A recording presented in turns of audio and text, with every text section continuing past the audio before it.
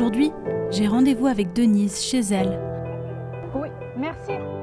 dans l'appartement qu'elle partage avec sa fille et sa petite-fille. Bonjour. Bonjour madame. Bonjour.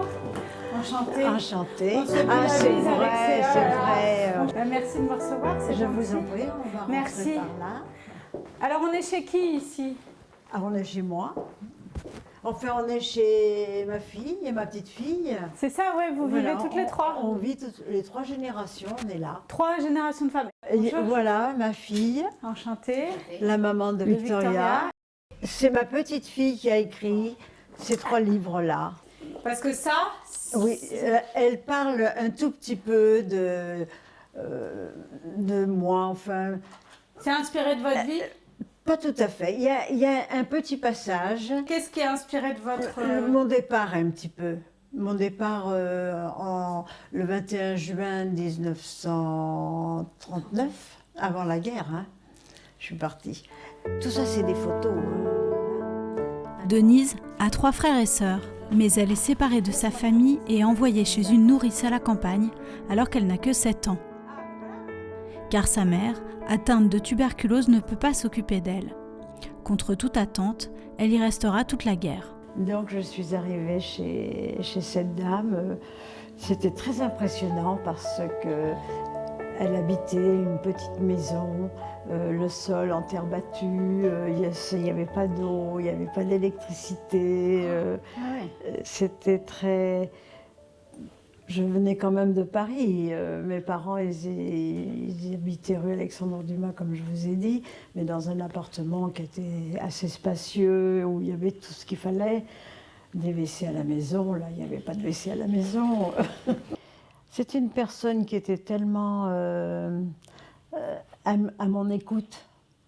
Elle a vraiment fait tout ce qu'il fallait. Elle s'est débrouillée pour qu'on lui donne un petit morceau de beurre quelque part pour que sa petite parisienne elle ait du beurre le matin. Vous aviez un faux nom, des faux papiers pendant la guerre? Non, pas du tout. Je n'ai jamais porté l'étoile jaune. Oui, comment? Parce que vous Alors- n'avez pas recensé vos parents? Non, alors là, c'est encore un autre problème.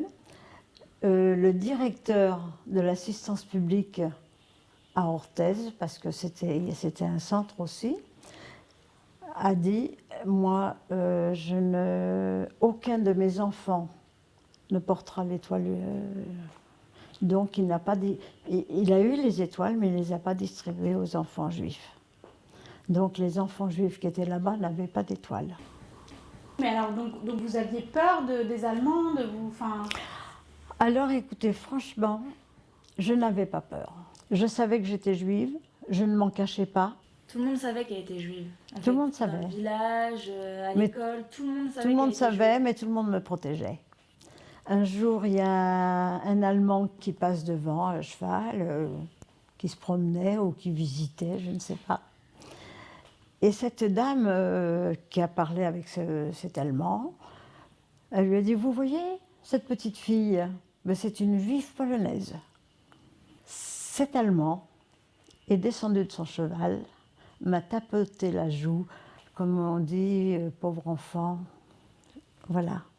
Et il est reparti sur son cheval, et chaque fois qu'il repassait par là, il déposait un petit paquet de bonbons pour la petite juive polonaise. Mais t'as jamais mangé les bonbons? J'ai jamais mangé Quand les même. bonbons. Vous aviez par peur ou Oui, par... oui, que ce soit des bonbons empoisonnés. Ah oui, quand même. Ah oui, oui, oui. En 1943, ça allait très mal avec les Allemands. Et ma nourrice m'a dit, il faut que tu envoies une lettre à ta mère pour demander si elle veut bien qu'on te baptise. Parce que les Allemands, là, ils devenaient féroces. Alors j'ai envoyé une lettre à ma mère qui m'a répondu aussitôt. Enfin, c'est pas elle qui m'a répondu, elle ne savait pas écrire. Mais qui m'a répondu une lettre comme quoi qu'elle était d'accord. Alors j'ai été baptisée aussitôt et j'ai fait ma communion aussitôt.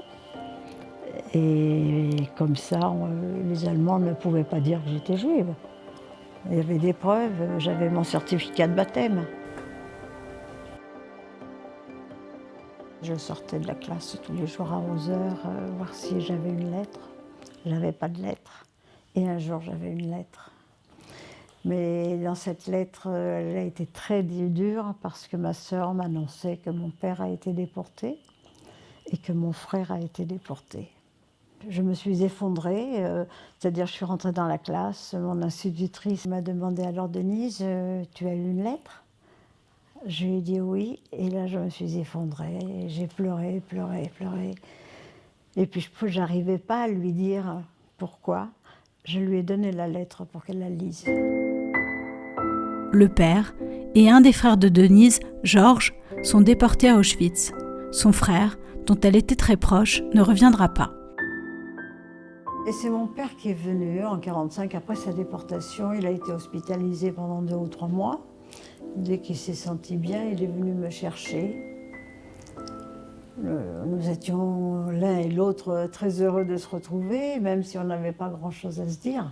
Mais mon père était heureux d'être là et moi aussi, enfin mon père est là. Mais vous savez, j'ai été séparée de mes parents pendant 6 ans à peu près, Ah oui, c'est super. de 39 à 45.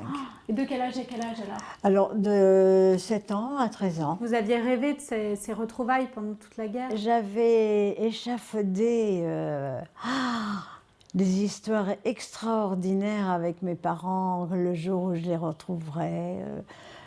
J'avais pensé que ma mère était une femme tellement intelligente, tellement belle, tellement qu'elle m'emmènerait traverser tout Paris pour me faire connaître Paris, pour me faire découvrir la vie.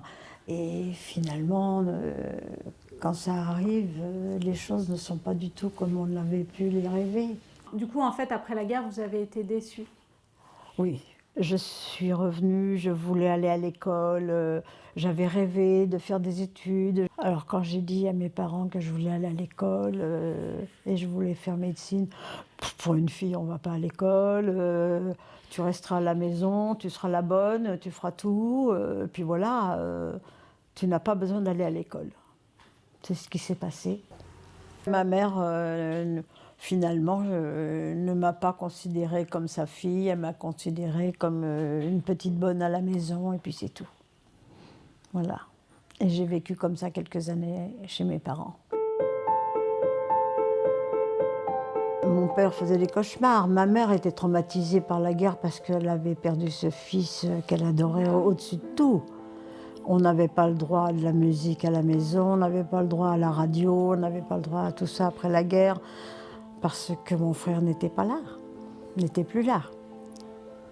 Verbalement, en tout cas, elle était très violente. Des fois, en yiddish, elle me disait « Favos hat verbrannt mein Jossele et nicht die ». Je vais traduire. « Pourquoi on a brûlé mon Georges, mais pas toi ?» À quel moment vous apprenez que votre frère n'est pas vivant? J'ai jamais appris qu'il n'était pas vivant. J'ai jamais voulu le croire. Parce que pendant des années, j'attendais derrière la porte en me disant il va arriver. Mais ça a duré des années. Ça fait partie de l'imagination, ça fait partie de ce qu'on voudrait que ce soit. Que voilà, mon frère, c'était pas possible qu'il revienne pas.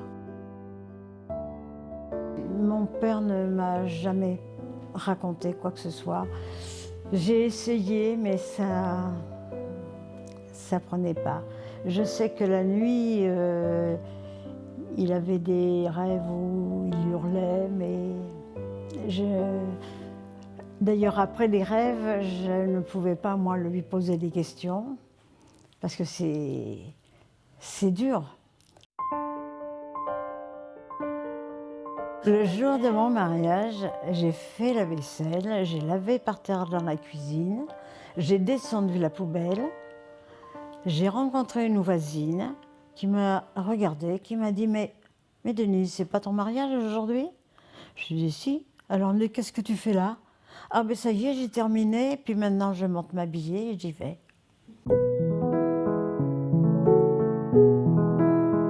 D'avoir ma fille, ça m'a apaisée. Ça m'a apaisée, et puis j'ai pu lui donner un amour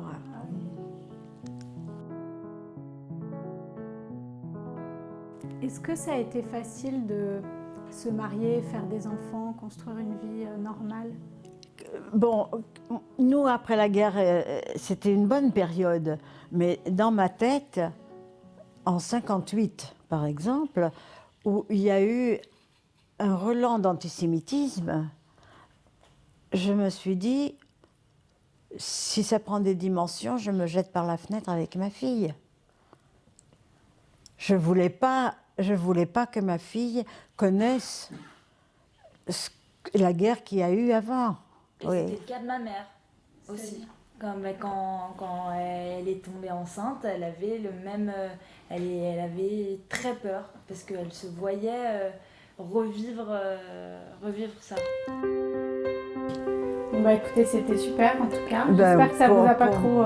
Pas du tout, très bien. Merci Victoria Avec plaisir. d'avoir pris l'initiative. Merci beaucoup en tout cas.